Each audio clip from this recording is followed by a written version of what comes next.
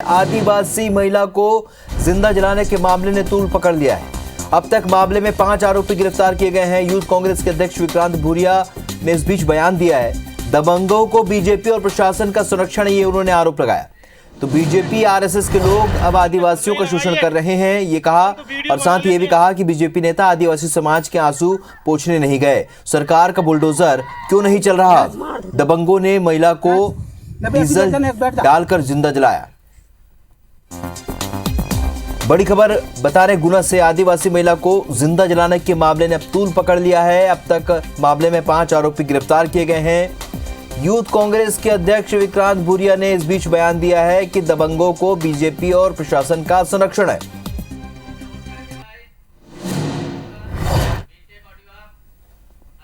मध्य प्रदेश में भाजपा और आरएसएस के लोग आदिवासी समाज का जबरदस्त स्तर पर शोषण कर रहे हैं। इसका सबसे बड़ा उदाहरण है सिवनी, जिसमें खुद आरएसएस बीजेपी के लोग इसमें लिप्त पाए गए थे। एसपी द्वारा कार्रवाई किए जाने पर उसका ट्रांसफर कर दिया जाता है और आज तक उनके खिलाफ कोई गंभीर तरीके से कार्रवाई नहीं हो पाई है। तो एक ऐसा विषय है जिस पर अब राजनीति और बयानबाजी शुरू हो चुकी है। हमारे साथ इस वक्त बीजेपी से दुर्गेश केशवानी जी और कांग्रेस से राम पांडे जी इस वक्त फोन लाइन पर जुड़ रहे हैं। दुर्गेश जी, सबसे पहले आपसे प्रतिक्रिया लेंगे क्योंकि विक्रांत भूरिया ने जो आरोप लगाए हैं बीजेपी और आरएसएस पर, क्या कहेंगे आप? देखिए, कांग्रेस सिर्फ और सिर्फ आरोप लगाने का और आलोचना करने का ही काम करती है। मुझे लगता है कि विक्रांत जी को गुना के मामले में पूरी जानकारी ले लेनी चाहिए।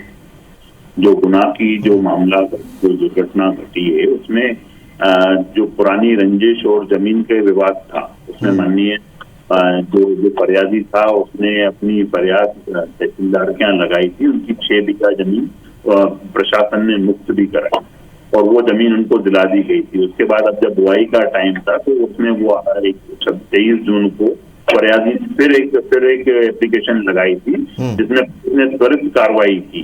और अभी भी आप देखेंगे मध्य प्रदेश में कानून का राज है। मुख्यमंत्री शिवराज सिंह चौहान जी, गृह मंत्री डॉक्टर नरोत्तम मिश्रा जी, त्वरित कार्रवाई की गई है। और कांग्रेस का शगल ही है लाशों पर राजनीति करना। आज तो इनको चुनाव चल रहे हैं और इनको ये चुनाव में कैसे अपनी एंट्री करनी है, कैसे आरोप को सूचना लगा के काम करना, ये कांग्रेस का शगल है। पर कानून मुस्तैद है, निश्चित रूप से किसी भी आरोपी को बख्शा नहीं जाएगा। चलिए, राम पांडे जी फोन लाइन पर मौजूद है। राम पांडे जी, आपने सुना दुर्गेश केशवानी जी को, कार्रवाई तो पूरी हुई है लेकिन उसके बाद भी ये आरोप अगर विक्रांत भूरिया लगा रहे हैं तो क्या ये माना जाएगा उनके पास पर्याप्त साक्ष्य है इस बात के? इससे बड़ा साक्ष्य क्या होगा कि जिंदा आदमी पर डीजल डालकर आग लगा दी गई हो, और ये कोई पहली घटना नहीं है। संरक्षण का आरोप लगाया है तो क्या उनके पास पर्याप्त साक्ष्य है? आप केशवानी जी को नहीं टोका, आपने फिर टोक दिया, पूरी डिबेट खराब कर देते हैं आप।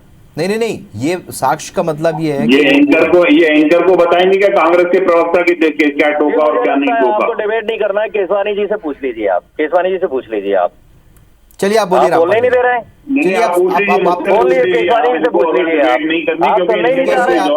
राम पांडे जी का भी पक्ष सुन लेते हैं। राम पांडे जी, तो आप टोकेंगे तो नहीं मुझे, तो मैं बोलूं? आप बोलिए, अपनी बात रखिए जी। जितने भी अपराधी हैं, चाहे ये अभी गुनाह का जो डीजल डालकर आग लगाई हुई हो, चाहे उदयपुर में जो गला काट दिया गया था टेलर का, जितने भी लोग होते हैं, जो भारतीय जनता पार्टी के पदाधिकारी क्यों निकलते हैं? कहीं की भी घटना हो, चाहे आतंकवादी हो चाहे अपराधी हो, उसका फोटो भारतीय जनता पार्टी के गृह मंत्री के साथ, प्रधानमंत्री के साथ, मुख्यमंत्री के साथ भारतीय जनता पार्टी का पदाधिकारी निकलता है। अपराधियों को पता है कि हम भाजपा में सुरक्षित हैं। आज पूरे देश के अपराधियों ने भारतीय जनता पार्टी की सदस्यता ले रखी है। वहां किसी का कोई डर नहीं होता है, न पुलिस का डर, न प्रशासन का डर, न सीबीआई का, न ईडी का, न इनकम टैक्स का। उल्टा 35 करोड़ मिलता है, 50 करोड़ मिलता है, जेट सुरक्षा मिलती है, बाई सुरक्षा मिलती है। तो अपराधी तो खुला छुट्टा जुड़ रहा है। जब कांग्रेस और मीडिया बात को उठा देती है, ये राष्ट्रीय और अंतर्राष्ट्रीय मुद्दा बन जाता है, तब ये फिर अपने गुनाह को कबूल करते हैं कि नहीं, वो तो गलती से फोटो खिंचा लिया, गलती से हमने उसको भारतीय जनता पार्टी की सदस्यता दिलवा दी। अभी ये इनके साथ एक घटना नहीं है, आदिवासियों को थाने में नंगा करके मारा गया। उसने क्या कार्रवाई की? राजस्थान में कोई बुलडोजर चला गया, बल्कि यहाँ पे आप देखेंगे मामा शिवराज सिंह चौहान जी का बुलडोजर अपराधियों को बख्शा नहीं। और ये लोग सिर्फ और सिर्फ झूठे आरोप और आलोचना, ये देख लीजिए नहीं चल रहा है। भारतीय जनता पार्टी के बड़े ग्वालियर में अभी बलात्कार किया है और भारतीय जनता पार्टी का उसको समर्थन कर रहा है। उसका होटल वाले पर बना हुआ है, उस पर भी कोई कार्रवाई नहीं हो रही है। मैंने पहले ही कहा था कि आप मुझे नहीं बोलने देंगे। केशवानी जी से बुलवा लीजिए, मैं शुरू से बोला था आप नहीं बोलने देंगे। आप अपनी बातें रख चुके हैं और आपने आरोप भी लगाए। दुर्गेश केशवानी जी, आप क्या कहेंगे इस बारे में कि क्या बीजेपी और आरएसएस में क्या वास्तव में अपराधियों की भर्ती है? खुद अपराधी है, लेकिन भारतीय जनता पार्टी का एक कार्यकर्ता अपराधी है। ये सब अपराध में संलिप्त है, अपराध को संरक्षण दे रहे हैं। ये बलात्कारियों का समर्थन कर रहे हैं। अभी लेटेस्ट घटना बता रहा हूँ, 6 दिन पहले भारतीय जनता पार्टी के चलिए कुल मिलाकर जी होटल पर बैनर नहीं चलाया जा रहा है। ये वर्तमान की घटना है, ग्वालियर की घटना है। तो सारे जितने भी अपराधी चलिए कुल मिलाकर प्रतिक्रिया लेनी थी एक घटना पर, लेकिन आप जिस तरीके से आप दोनों एक दूसरे पर आरोप लगा। राम पांडे जी, ऐसा है जैसे हम जी घटना एक है, लेकिन आप जो आरोप प्रत्यारोप तमाम घटनाओं को लेकर लगा रहे हैं, अब ये समझना होगा कि क्या वास्तव में राजनीतिक पार्टियों में इस वक्त ऐसे लोग भी हैं जो पार्टियों को कहीं कहीं इस तरह की घटनाओं के चलते एक तरीके से बदनाम करें। आप दोनों का हमारे साथ जुड़ने के लिए बहुत बहुत शुक्रिया।